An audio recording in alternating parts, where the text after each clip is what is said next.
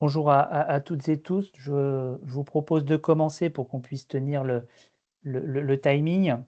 Donc Guillaume Bénard, en charge de la filière viticulture à la Chambre régionale d'agriculture Centre-Val de Loire.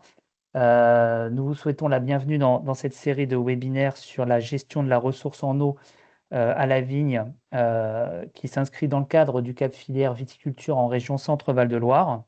Et aujourd'hui, alors je vous remets les trois webinaires qui sont prévus dans la semaine, sur lesquels vous pouvez vous inscrire sur les deux suivants en plus de celui d'aujourd'hui. Et aujourd'hui, donc, nous allons aborder en premier lieu la réglementation actuelle et les tendances à venir avec Isabelle Defrocourt, directrice de la RFV, et Marie-Noëlle Nozac à la Chambre régionale d'agriculture Centre-Val de Loire, qui est chargée de mission eau.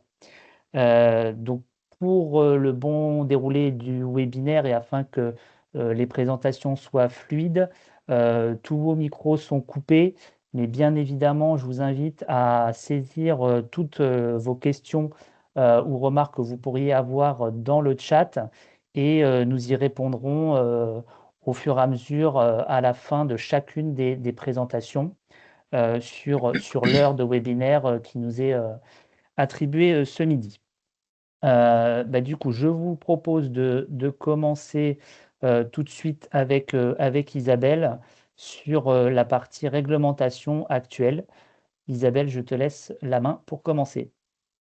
Merci beaucoup Guillaume, bonjour à tous. Je vais essayer en quelques slides, donc ça va pas être très très long, puisque cette réglementation elle est assez précise et elle est très claire, de vous expliquer quelle est la réglementation sur l'irrigation des vignes d'une manière générale, et je vais faire un focus par rapport aux appellations d'origine contrôlée parce qu'il y a quelques spécificités.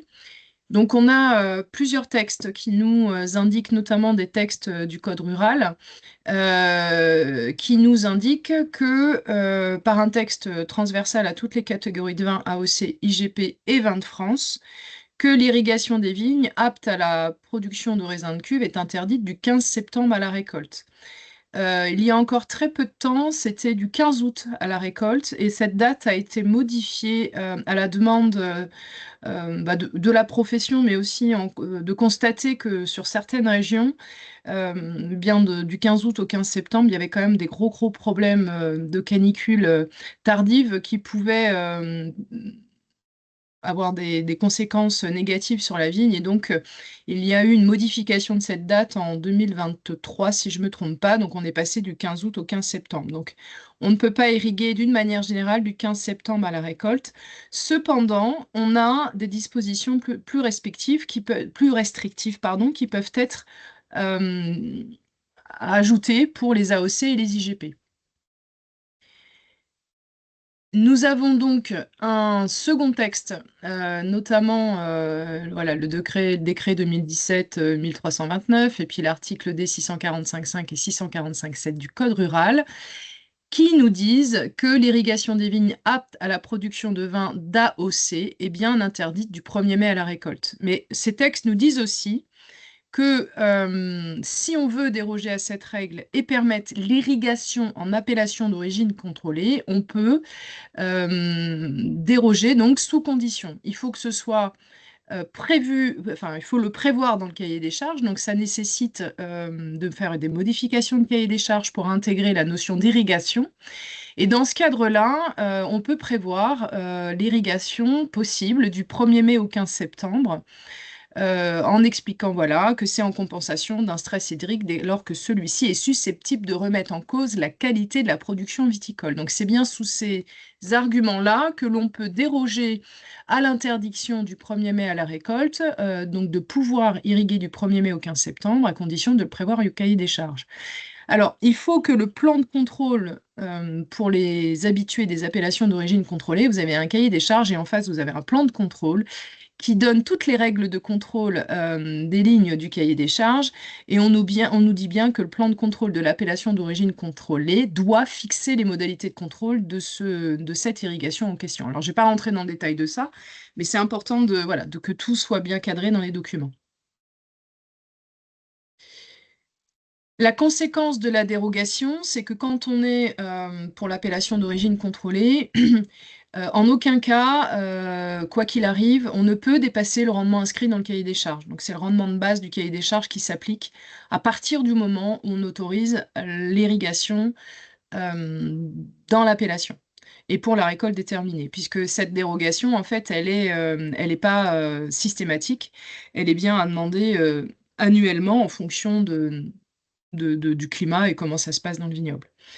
Alors, l'ODG, hein, qui est l'organisme de défense et de gestion, c'est le syndicat des producteurs de vin, euh, fait une demande de possibilité d'irrigation, précisant la durée souhaitée auprès de l'Institut national de l'origine et de la qualité, organisme connu sous le nom d'INAO.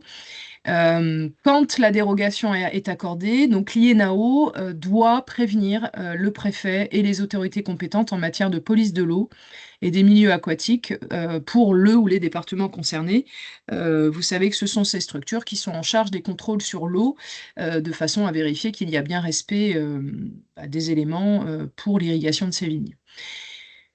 Enfin, quand l'irrigation est possible, tout producteur irriguant des parcelles aptes à la production le déclare auprès de son organisme d'inspection, soit organisme d'inspection ou organisme de contrôle validé par l'ODG, mais voilà, quand on est vigneron en appellation d'origine contrôlée ou en IGP, on sait quel est son OI ou son OC, de façon à prévenir pour le contrôle des mesures d'irrigation en lien avec le cahier des charges et le plan d'inspection. Et ça, il faut que le producteur le fasse au plus tard 2 jours avant l'irrigation des vignes, en fait.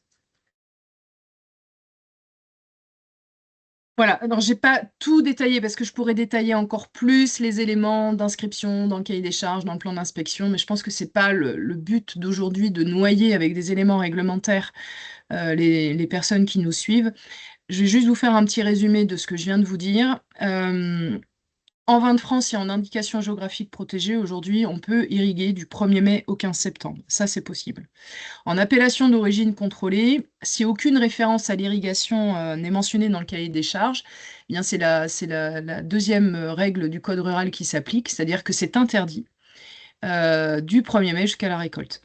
On ne peut pas irriguer si ce n'est pas indiqué dans le cahier des charges. Si l'irrigation est prévue dans le cahier des charges, il faut que le plan d'inspection soit à jour pour les modalités de contrôle. Et dans ce cadre-là, on peut irriguer du 1er mai au 15 septembre. Et enfin, s'il est écrit strictement dans le cahier des charges que c'est interdit, eh bien, c'est, quoi qu'il arrive, c'est du 1er mai au 31/12 qu'on ne peut pas irriguer enfin, voilà, jusqu'à la fin de l'année.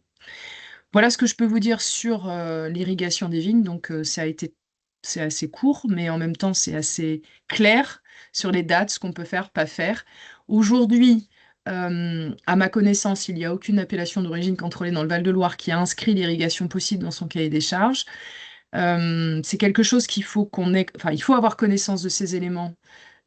Parce que c'est important de se dire que si un jour il y a un gros problème avec les aléas climatiques, enfin, le climat qui évolue, c'est de se dire qu'on a la possibilité d'irriguer quand même, malgré tout, à condition que ce soit prévu.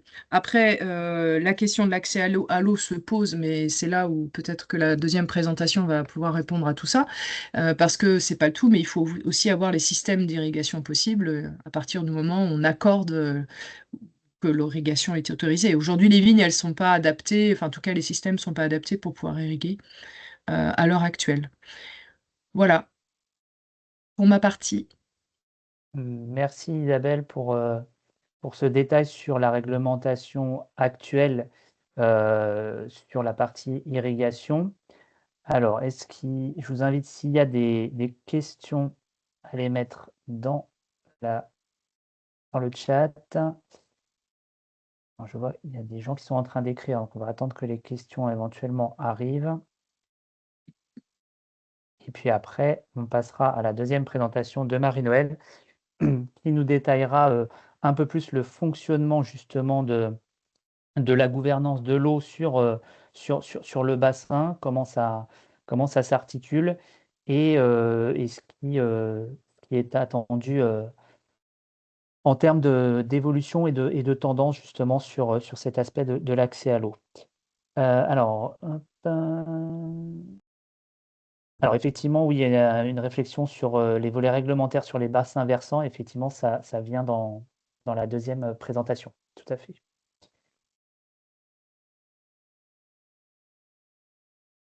Pas de questions a priori sur cette première partie purement réglementaire actuelle qui doit normalement déjà être un peu connue des viticulteurs. Bah, du coup, je te donne la main, Marie-Noël, pour la deuxième partie. Et pareil, n'hésitez pas à écrire vos questions au fur et à mesure dans la boîte de chat et on y répondra à la fin de l'intervention de Marie-Noël. Bonjour à tous. Mes propos seront en trois parties. D'abord globalement sur la politique de l'eau et la planification. Puis je ferai un zoom sur la gestion quantitative et ensuite les éléments également par rapport à la qualité de l'eau. Donc, par rapport à la politique de l'eau et la planification, pour vous rappeler le cadre général, on a la directive cadre sur l'eau qui encadre au niveau européen la politique de l'eau, qui a été déclinée au niveau national dans la loi sur l'eau en 1992, puis dans la loi sur l'eau et les milieux aquatiques. Et ensuite, on a une politique à l'échelle de chaque grand bassin hydrographique avec les SDAGE, les schémas directeurs d'aménagement et de gestion des eaux, qui se déclinent dans une gestion au niveau local dans les SAGE, et ensuite qui impactent donc les décisions administratives. Donc, au niveau national, il y a 7 bassins et 6 agences de l'eau. La région centre est principalement concernée par le bassin Loire-Bretagne, mais le nord du Loiret et le nord de l'Eure-et-Loir sont concernés également par le bassin Seine-Normandie. Et donc, au niveau des instances de bassin, il y a donc le comité de bassin qui émet des avis sur différents éléments au niveau de la politique de l'eau et notamment qui élabore le schéma directeur d'aménagement et de gestion des eaux, le SDAGE, et ainsi que l'état des lieux, le programme de mesure. Il se réunit globalement 3 à 4 fois par an et il est composé pour le bassin Loire-Bretagne de 190 membres. 40% de représentants des collectivités territoriales et parlementaires, 40% de représentants des usagers, la moitié des usagers économiques, la moitié des usagers non économiques et 20% de représentants de l'État. Sur ces 190 membres au niveau du bassin Loire-Bretagne, il y a 9 élus agricoles au titre des chambres d'agriculture et un représentant de la FNAB. Et sur le bassin Seine-Normandie, il y a 6 élus agricoles au titre des chambres d'agriculture. Et ensuite, il y a donc une deuxième instance qui est le conseil d'administration, qui compte entre 35 et 38 membres selon les bassins, qui lui a plus la partie budgétaire en charge et les orientations au niveau des travaux de l'agence de l'eau. Et le conseil d'administration est présidé par le préfet de bassin. En l'occurrence, pour le bassin Loire-Bretagne, c'est la préfète de bassin, c'est la préfète de la région centre, Val-de-Loire. Et donc, en termes de représentation, c'est un tiers de représentants des collectivités territoriales, un tiers des usagers, un tiers de l'État. Et après, il y a un représentant du personnel de l'agence de l'eau et le président. Et ensuite, donc, il y a l'agence de l'eau qui exécute les délibérations du comité de bassin et du conseil d'administration. Donc, par rapport au SDAGE et donc au cycle de la directive cadre sur l'eau, le cycle est sur une durée de 6 ans. Et durant ce cycle, donc, il y a d'abord un diagnostic qui est réalisé, l'on appelle l'état des lieux, donc des diagnostics des différentes masses d'eau superficielles et souterraines. Ensuite, il y a l'identification des enjeux du bassin, les questions importantes auxquelles il faut répondre. Et c'est ce qui sert de base à la construction de la stratégie et du plan d'action, la stratégie au travers du SDAGE.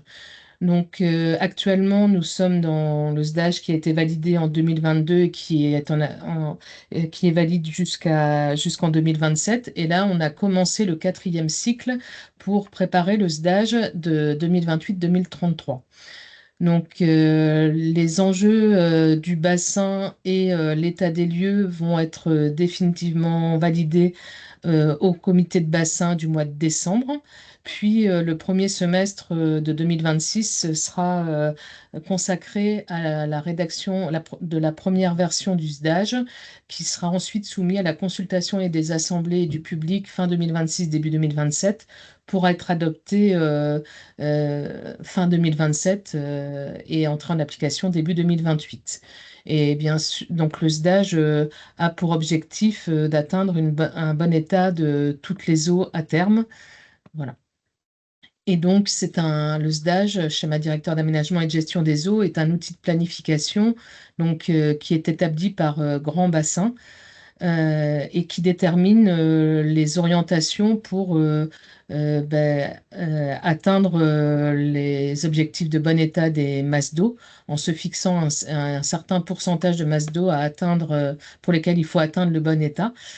Et donc, il s'appuie sur l'état des lieux qui permet d'identifier les pressions qui peuvent compromettre l'atteinte des objectifs environnementaux. Donc le SDAGE en tant que tel définit les orientations fondamentales et les dispositions. Et ensuite, il y a une déclinaison dans le programme de mesures pour qui sont à mettre en œuvre. En termes de portée juridique, les programmes et les décisions prises dans le domaine de l'eau doivent être compatibles ou rendus compatibles avec les dispositions du SDAGE. Et notamment, les SAGE, les schémas d'aménagement et de gestion des eaux, doivent être compatibles avec le SDAGE ou rendus compatibles dans un délai de 3 ans après la validation du SDAGE. Et donc, on a par exemple dans les décisions qui doivent être rendues, qui doivent être compatibles au niveau du domaine de l'eau, il y a l'arrêté de définition qui définit les périmètres de protection des captages d'alimentation en eau potable.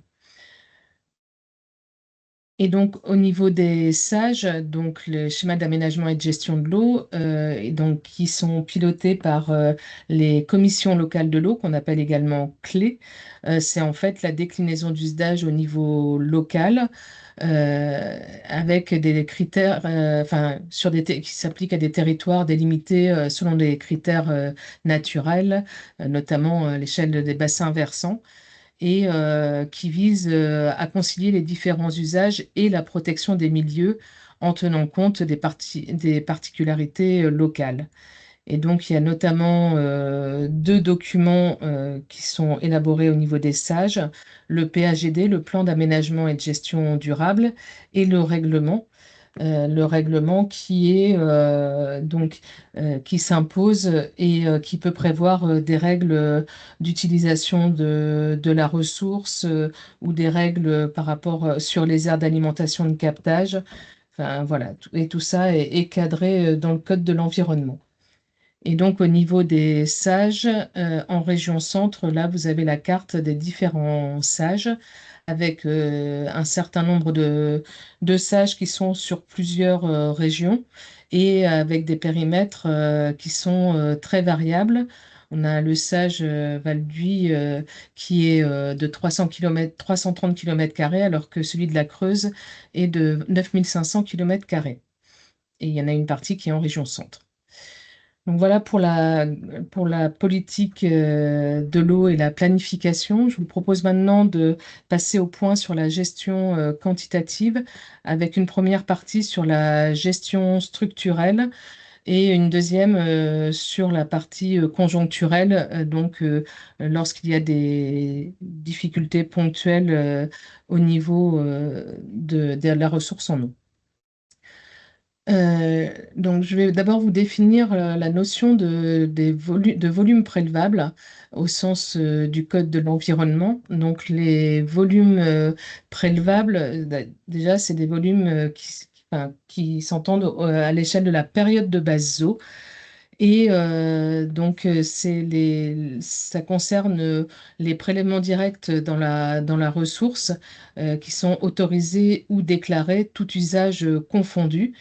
Et c'est des volumes qui peuvent être, peuvent être prélevés 8 années sur 10 en période de base eau pour des usages anthropiques, donc par l'homme, en respectant le bon fonctionnement des milieux aquatiques, mais également les objectifs environnementaux qui sont fixés dans le SDAGE.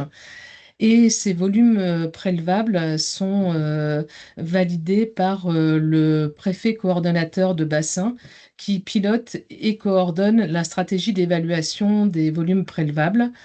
Donc, cette stratégie, elle est centrée sur les bassins qui sont en déséquilibre quantitatif ou avec un équilibre fragile entre la ressource et les prélèvements.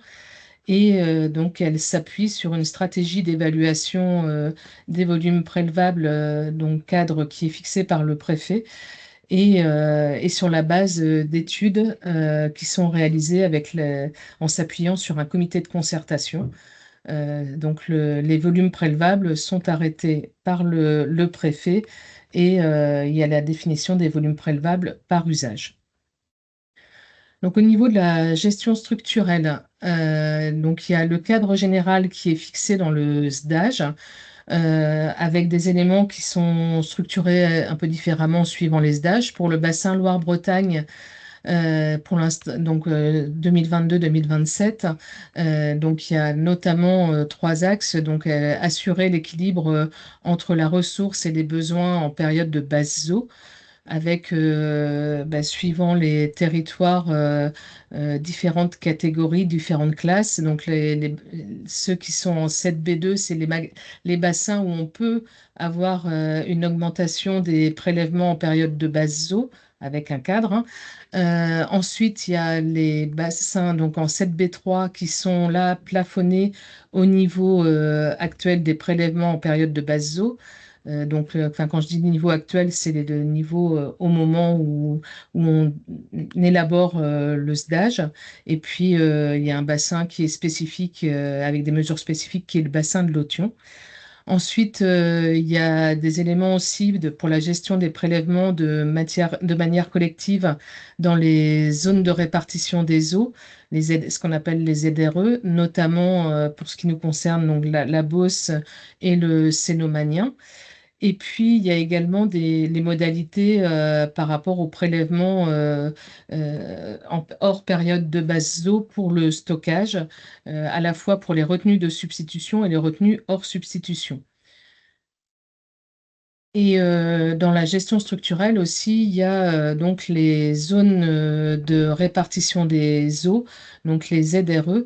Et parmi les conséquences d'un classement en ZRE, le préfet peut désigner d'office un OUGC, un organisme unique de gestion collective. Tous les prélèvements hors usage domestique sont réglementés. Et il y a la redevance prélèvement qui est perçue par l'Agence de l'eau est majorée, sauf s'il y a un OUGC. Dans ces cas-là, la redevance prélèvement n'est plus majorée. Et donc, en fait, sur le bassin Loire-Bretagne, il y a des études qu'on dit HMUC, hydrologie, milieu, usage, climat, qui sont réalisées sur de nombreux territoires et qui étaient initialement prévues pour adapter les grandes orientations définies dans le SDAGE. Donc, qu'est-ce qu'on entend par les analyses HMUC, donc hydrologie, milieu, usage, climat? Donc, pour le volet usage, on définit donc les prélèvements pour l'eau potable, l'irrigation, l'industrie, l'abreuvement, l'évaporation des plans d'eau et on évalue également les rejets. Sur la partie hydrologie, donc on évalue les débits du cours d'eau influencés par les usages humains et ensuite on calcule les débits des cours d'eau désinfluencés des usages humains en soustrayant les prélèvements et en ajoutant les rejets aux débits influencés. Et puis sur le volet milieu, donc on choisit des espèces piscicoles cibles, c'est-à-dire quel type de poissons doivent être présents dans le cours d'eau, et on définit des gammes de débit biologique, donc pour permettre, en fonction des espèces piscicoles. Et après, on prend en considération aussi le climat et les projections climatiques. Et donc, on croise les différents volets réalisés dans le cadre de ces études pour évaluer les volumes mobilisables au niveau du territoire. Donc, au niveau des analyses HMUC, là, vous avez la carte du bassin Loire-Bretagne et vous avez les différentes analyses qui sont réalisées. Donc, il y en a 35 études en cours aujourd'hui sur le bassin et les 9 qui sont achevées. Et donc, je vous ai dit tout à l'heure que pour définir les volumes prélevables, c'était la préfète de bassin qui validait une stratégie pour définir le cadre. Et pour le bassin Loire-Bretagne, cette stratégie d'évaluation des volumes prélevables a été signée par la préfète de bassin le 10 avril 2025 et indique que les analyses HMUC dont je viens de vous parler permettent de proposer des volumes prélevables pour la période de base eau. Donc ces volumes sont proposés par les membres de la clé pour être ensuite validés par la préfète de bassin. Donc voilà pour la partie structurelle. Pour la gestion conjoncturelle, donc c'est voilà, en cas de sécheresse, comment est-ce qu'on gère pour notamment l'irrigation. Donc il y a un cadre général qui est l'arrêté d'orientation de bassin qui définit donc les orientations et le cadre général pour les mesures de restriction par usage selon les niveaux de gravité, comment on les déclenche, comment est-ce qu'on peut les adapter pour certains usagers et comment on prend ces décisions de restriction. Donc ça, c'est l'arrêté d'orientation à l'échelle du bassin.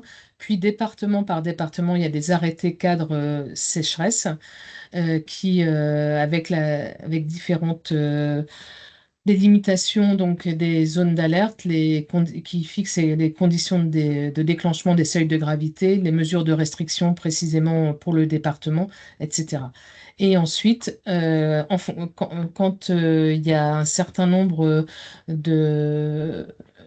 quand les niveaux de gravité sont atteints, là, on a les arrêtés de restriction temporaire des usages de l'eau qui doivent être pris sous un délai de 5 jours ouvrés maximum et qui peuvent dorénavant aller jusqu'à l'interdiction de l'irrigation. Donc, tout à l'heure, je vous ai parlé des dispositions 7B2, 7B3, etc. Au niveau du SDAGE. Là, vous avez la cartographie du bassin de la Loire avec en bleu donc les ZRE, les zones de répartition des eaux, en vert les bassins 7B3 où on ne peut plus avoir d'augmentation des prélèvements. On maintient des prélèvements. Et donc, vous voyez, donc là, à l'échelle du bassin de la Loire au niveau entier, là, vous avez un zoom qui concerne, enfin voilà, où vous voyez pour chacune des appellations, là où c'est les mesures en 7B3 ou en ZRE. Donc là, c'est de la Loire centrale jusqu'à Angers. Et enfin, là, sur la Loire amont, où on a une partie de notre région qui est concernée au niveau viticulture. Et donc, au-delà du SDAGE que je vous ai présenté, des analyses HMUC, etc., au niveau national, donc on a aussi certains éléments via le plan eau qui a été annoncé en mars 2023 et qui intègre 53 mesures pour l'eau et avec un objectif fixé de moins 10% d'eau prélevée d'ici 2030 euh, donc au niveau national. qui est décliné dans chaque bassin au travers des trajectoires de sobriété. Et alors aussi au niveau de la réglementation qui, qui impacte la gestion notamment quantitative, il y a deux éléments qui me paraissent importants à vous partager. C'est que dans le cadre de la loi d'orientation du 24 mars 2025, la protection, la valorisation et le développement de l'agriculture et de la pêche sont dorénavant d'intérêt général majeur, ce qui aura des conséquences au niveau de l'agriculture. Et un autre point plus récent avec la loi du 11 août 2025 qui indique que les études relatives à la gestion quantitative de l'eau intègrent une analyse des impacts socio-économiques des recommandations formulées en termes de volume prélevable avec une évaluation des conséquences pour l'emploi, l'alimentation, l'attractivité rurale et les revenus agricoles. Tout à l'heure, je vous ai parlé des analyses HMUC, qui sont donc des études qui sont reconnues études d'évaluation des volumes prélevables et qui sont directement concernées par cet article. Et donc, jusqu'à présent, en fait, c'était des études principalement environnementales. Il y avait des indicateurs économiques à prendre en compte dans le choix des volumes prélevables, mais au bon vouloir de la commission locale de l'eau. Là, dorénavant, il y a cette obligation. Et donc là, dorénavant, par un courrier de la préfète de bassin du 3 novembre, donc vous voyez, c'est récent, elle a indiqué que la stratégie d'évaluation des volumes prélevables sur le bassin Loire-Bretagne repose dorénavant sur trois éléments: les analyses HMUC, des analyses socio-économiques donc pour quantifier l'impact des recommandations de l'étude HMUC sur les quatre volets: emploi, alimentation, attractivité rurale et revenus agricoles, et puis un plan d'action pour accompagner les acteurs locaux en s'appuyant sur les analyses socio-économiques. L'objectif de ces études d'impact socio-économique, c'est d'éclairer les décisions des clés pour définir les volumes prélevables les plus appropriés et également pour définir la trajectoire d'application de ces volumes prélevables. Voilà. Voilà pour la gestion quantitative. Pour la gestion qualitative, donc là, je vous ai mis la carte représentant le nombre de captages au niveau régional, donc 1074 captages. Et il y a eu 341 captages qui ont été abandonnés entre 2003 et 2023 pour différentes raisons. Mais en rouge, c'est indiqué les captages qui ont été, le nombre de captages qui a été abandonné pour des raisons de teneur en nitrate ou de produits phyto par département.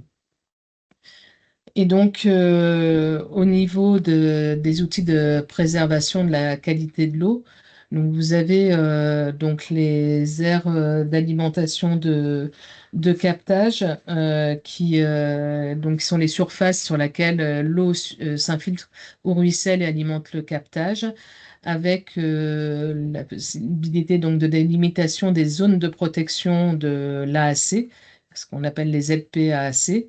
Et par rapport au captage, en tant que tel, vous avez donc les PPI, les périmètres de protection immédiate, donc qui sont acquis en pleine propriété par la collectivité et où toutes les activités sont interdites sauf celles autorisées dans le cadre de la DUP.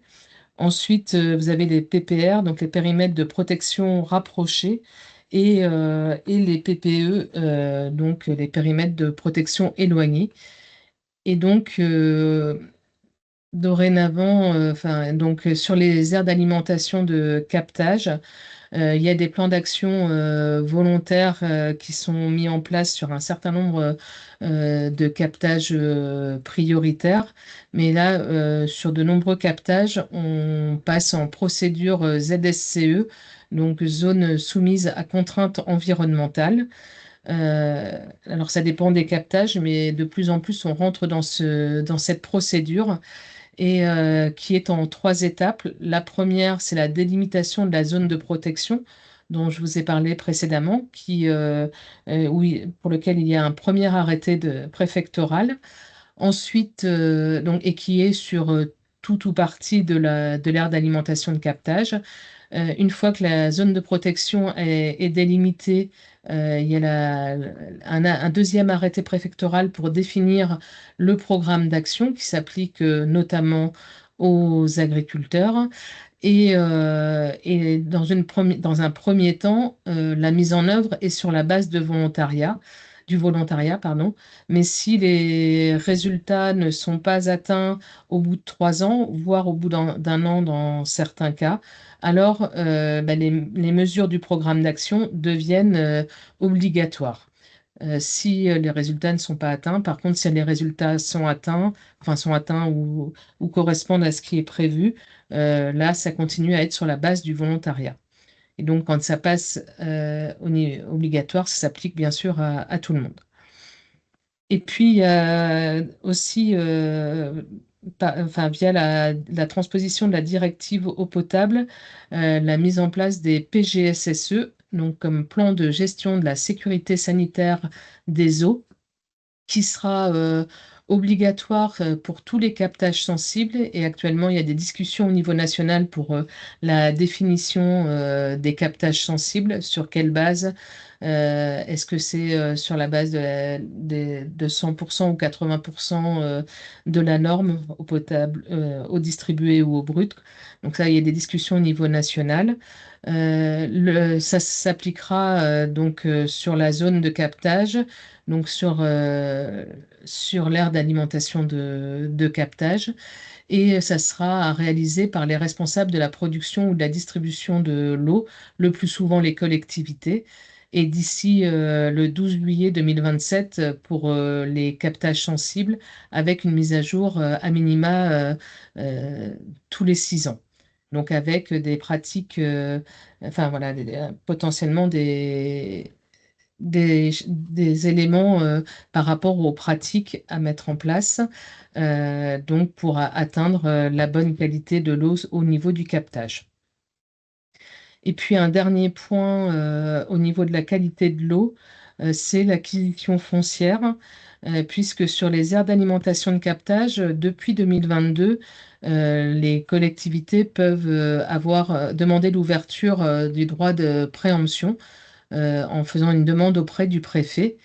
Et donc, ce dernier a l'obligation de consulter un certain nombre d'acteurs, et notamment les chambres d'agriculture, avant de rendre un avis définitif. À savoir que pour l'instant, sur la région centre, on a eu 2 dossiers de demande d'ouverture du droit de préemption, et notamment un dans l'Indre-et-Loire, du côté de Chinon. Mais au-delà de ce droit de préemption, en fait, les collectivités peuvent aussi acquérir des terres sans mobiliser ce droit de préemption, et en bénéficiant de financement via les agences de l'eau. Voilà pour un tour d'horizon rapide sur les 3 sujets prévus.